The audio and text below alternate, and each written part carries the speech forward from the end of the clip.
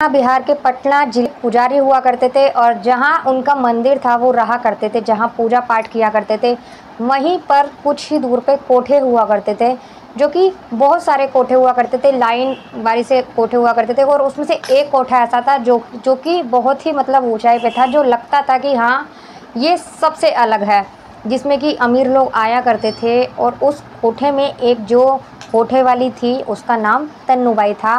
नाम तो कुछ और था लेकिन वो तन्नूबाई के नाम से मशहूर थी। वो मशहूर इसलिए थी क्योंकि जब वो मुजरा किया करती थी और मुजरे के साथ साथ ही वो खुद ही गाना गाया करती थी, उसका गाना सुनकर लोग इतने दीवाने हो जाया करते थे कि दूर दूर से लोग बाग आया करते थे और एक से एक अमीर घराने के लोग आया करते थे उसके पास।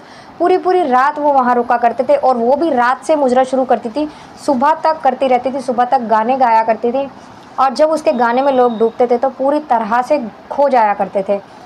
ऐसे वहाँ के लोग थे और काफ़ी भीड़ वहाँ रहती थी, इसी उससे वो फेमस थी। बाकी और भी बहुत सारे कोठे थे लेकिन वो उस कोठे में फेमस थी। वहीं पास में एक मंदिर हुआ करता था जहाँ वो पुजारी थे। वो पुजारी ऐसे थे, वो उस कोठे से बहुत ज़्यादा चिढ़ा करते थे और जो भी उस रास्ते से आया करता था उन लोगों से वो बहुत दूर रहा करते थे, अपने मंदिर में एंट्री तक नहीं करते थे उनकी। ऐसा उन पुजारी का स्वभाव था। अब धीरे धीरे करके वक्त बदलता जाता है और एक दिन उन्हीं पुजारी को उस कोठे की जो वो थी तन्नूबाई, उनसे प्यार हो जाता है। और प्यार होने के बाद में थोड़ा वक्त बीतता है, उसके बाद उन पुजारी की भी मौत हो जाती है। दोस्तों बने रहिए वीडियो में। वीडियो अगर आपको अच्छी लगे तो प्लीज़ वीडियो को लाइक कर दीजिएगा। चैनल पर नए हैं तो चैनल को भी सब्सक्राइब कर दीजिएगा। मैं गीता गुप्ता, स्वागत है आप लोगों का मेरी आज की एक सच्ची कहानी में। जय माता दी। तो दोस्तों जब ऐसा होता था वो वहाँ से किसी को गुजरने नहीं देते थे। और जो वो तन्नूबाई थी वो ऐसा होता था कि दूसरों के यहाँ शादी पार्टी होती थी तो उसे इनविटेशन स्पेशल मिला करता था वहाँ गाना गाने का। तो ऐसे ही होता है। और जो वो पुजारी थे उनका नाम हरिश्चंद्र था और जो वो कोठे वाली थी जो उनका नाम तन्नूबाई था। अब एक किसी शादी में, किसी बड़ी शादी होती है, वहाँ उसको बुलाया जाता है तन्नूबाई को। और वहाँ आने के बाद वो वहाँ गाती है। गाने के बाद साथ ही उसी शादी में इन पंडित को भी बुलाया जाता है। जब पंडित वहाँ जाते हैं तो वो अपने पंडित के लिबास में ही जाते हैं और जाने के बाद वहाँ बैठ जाते हैं। जब तन्नूबाई गाना शुरू करती है तो वो ये भूल चुके थे कि जो ये गाना गा रही है वो वही औरत है तन्नूबाई, जिससे वो इतनी नफ़रत करते हैं। और जिस उस तरफ से कोई आदमी, कोई व्यक्ति आता है तो उसे वो अपने पास तक नहीं भटकने देते, अपने मंदिर में प्रवेश तक नहीं करने देते। इस सब बातों से वो अनजान उसका गाना सुनते हैं और गानों में इस तरह खो जाते हैं कि वो कब अपनी पीछे सीट से उठकर उसकी स्टेज तक चले जाते हैं और उससे 5 कदम दूर जाकर खड़े हो जाते हैं और गानों में एकदम खो जाते हैं। उन्हें ये भी होश नहीं था मैं कहाँ खड़ा हूँ। जब गाना ख़त्म हो जाता है सारे लोग वहाँ से हट जाते हैं। हटने के बाद वो वहीं खड़े रहते हैं और जो तन्नूबाई होती है वो देखती है उन्हें कि ये तो पंडित हैं, वो पहचान जाती है। लेकिन फिर कुछ नहीं, वो अपने घर चली जाती है। और जब फिर थोड़ी देर बाद पंडित भी अपने घर आ जाते हैं। आने के बाद अब वो पता लगाते हैं कि कहाँ वो उनका मतलब जो वो तन्नूबाई थी कहाँ पर उसका प्रोग्राम है, किस शादी में उसको जाना है, वहीं वो पहुंच जाया करते थे। वहाँ पहुंचने के बाद अब हर जगह वो पहले से ही चले जाया करते थे और तन्नूबाई भी ये देखा करती थी कि अब मेरे इस हर शो में ये आते हैं और वो भी उन्हें देखने लगी थी। अब वो पहले से ही उनके लिए एक सीट खाली छुड़वा देती थी और अब जब वो आते थे तो उन्हें वो सलाम भी करा करती थी। सलाम कर कर अपना गाना शुरू करा करती थी और वो भी उसके गानों में इतने खो जाया करते थे कि जैसे किसी और की उन्हें परवाह ही ना हो, सिर्फ उसके गाने सुनते ही रहते थे। ऐसे ही करते करते काफ़ी टाइम बीतता है, काफ़ी 1 साल कम से कम निकल जाता है और वो ऐसे ही करते रहते हैं। अब तन्नूबाई भी उनके मतलब उनका इंतज़ार करा करती थी। अगर वो नहीं भी आया करते थे तो जब तक गाना शुरू नहीं करती थी जब तक वो नहीं आया करते थे हरिश्चंद्र।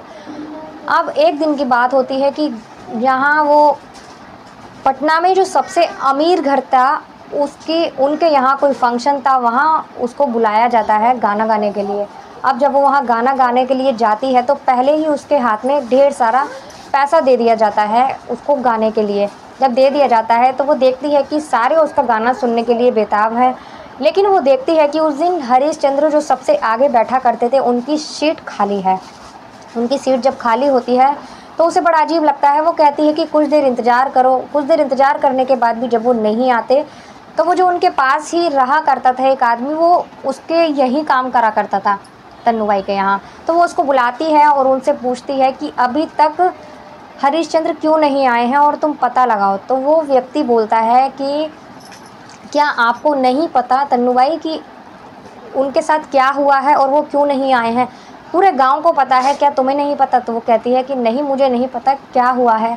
तो वो बताता है कि 2 दिन पहले उनकी तबीयत ख़राब हो गई थी रात को, और तबीयत ख़राब होने की वजह से उनकी मौत हो गई। जब वो ये सुनती है तो वो एकदम शॉक हो जाती है, और जो भी उसे पैसे दिए गए थे वहाँ गाना गाने के लिए, वो पैसे वापस दे देती है और कहती है कि अब मैं गाना नहीं गा सकती। वहाँ से वो रोते हुए सीधी अपने घर आ जाती है, अपने मतलब कोठे पर आ जाती है, और ख़ुद को एक कमरे में बंद कर लेती है और रोना शुरू कर देती है। वो ना ही किसी से बोलती है, ना मिलती है, ना ही गाना गाती है, खुद को मतलब एक कमरे में बंद कर लेती है। कुछ दिन ऐसे ही चलता है। अब सबको इस बात से दुखी होने लगते हैं कि जब तन्नू बाई ऐसा करेंगी, वो गाना ही नहीं गाएंगी, तो सबके खाने के लाले पड़ जाएंगे और हम कहाँ से खाएंगे। जब ऐसी दिक्कत होने लगती है तो सब लोग उसे समझाते हैं, लेकिन उसको तो उनका मतलब यही था कि वो एक तरह से वो उनसे प्यार करने लगी थी, और अफसोस की बात ये थी कि कभी उससे बात तक नहीं की थी। अब उसको कुछ वो सोचती है और फिर एक व्यक्ति को, अपने यहीं के एक व्यक्ति को बुलाती है और उसको बोलती है कि उनके घर जाकर पता करो कि उनकी मौत कैसे हुई थी और क्या हुआ था उनके साथ। वो पहले से ही शादीशुदा थे, बाल बच्चे वाले थे। तो वो व्यक्ति को उनके घर जब भेजती है तो वह वो उनकी पत्नी से मिलता है, हरिश्चंद्र की, और उनकी पत्नी से पूछता है कि उनकी मौत कैसे हुई थी, क्या हुआ था, कुछ तो बात होगी। तो उनकी पत्नी बताती है कि उनकी तबीयत ख़राब हो गई थी, और तबीयत ख़राब होने के बाद में उनकी जब मौत हो जाती है, मौत होने के बाद में जब उनके कपड़े वगैरह चेंज किए गए थे तो उनके पास से एक रुमाल मिला था, और जब हमने वो रुमाल खोल कर देखा तो उसके अंदर एक पान लिपटा हुआ था। अब वो तो पान खाते भी नहीं थे, ना ही उन कभी किसी देखा उनको कि वो किसी को पान दे रहे हों, या वो कभी उनको पान का शौकीन भी नहीं थे। वो फिर उनके पास वो पान कहाँ से आया, किसने दिया, ये तो राज ही रह गया, किसी को नहीं पता इस पान के बारे में।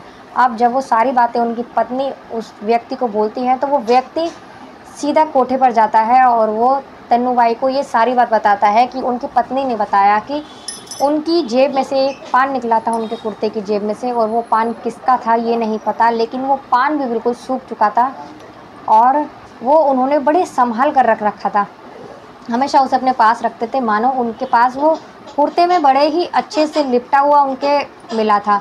जब वो ये बात सुनती है तो उसे बहुत अफसोस होता है। वो मन ही मन मतलब खुश भी होती है। उसे ये लगता है कि वो भी ऐसा नहीं कि वही उनसे प्यार करती थी, वो भी उनसे प्यार किया करते थे। और जब वो ये इस बात का खुलासा करती है कि वो जो पान था वो उसी ने ही उन्हें एक बार तोहफे में दिया था।